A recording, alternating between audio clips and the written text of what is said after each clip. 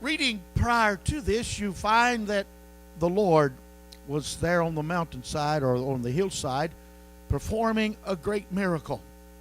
Feeding of the 5,000 men and besides women and children.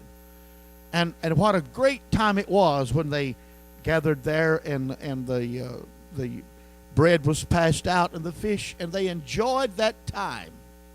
Now, Jesus, knowing that time was getting away, he sent the multitude away, and he told the disciples, get in the ship and go to the other side. We pick up the story. The Bible said that the ship was in the midst of the night or the evening, and there was a storm that came up. And the Bible said that Jesus came walking to them on the water. Now, I want you to get a picture with me tonight.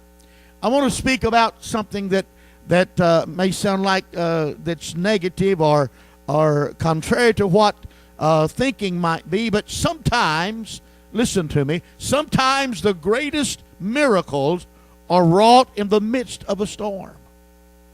We don't look at it like that. We think, well, why are we in the midst of this? Why am I going through such a turmoil of a time? Why does this have to happen to me? But listen to me. Sometimes God allows things to happen contrary to our thinking. Now you say, Pastor, if God really loved us, he wouldn't allow us to go through those things. Well, I know some things are brought upon ourselves because we allow that. But sometimes, just sometimes, God lets it happen to show us something.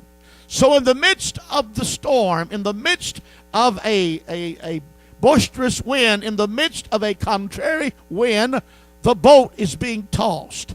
And the Bible said that they were becoming afraid. But they looked out and they saw Jesus. Now, get a picture with me, folks. They saw Jesus walking on the water toward the boat.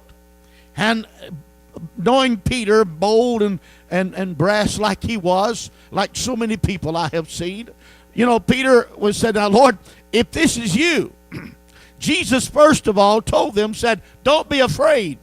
It is I, be not afraid. They thought, the scripture said, they thought he was a spirit. He was a ghost. There comes a ghost walking on the water. It looks like Jesus. No, Jesus said, it's not a spirit. It's not a ghost. It's me.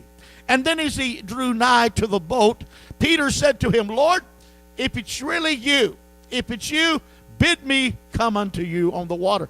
And the Bible said that Jesus said, just come. And with that reply, the Bible said Peter stepped out of the boat and walked on the water to go to Jesus.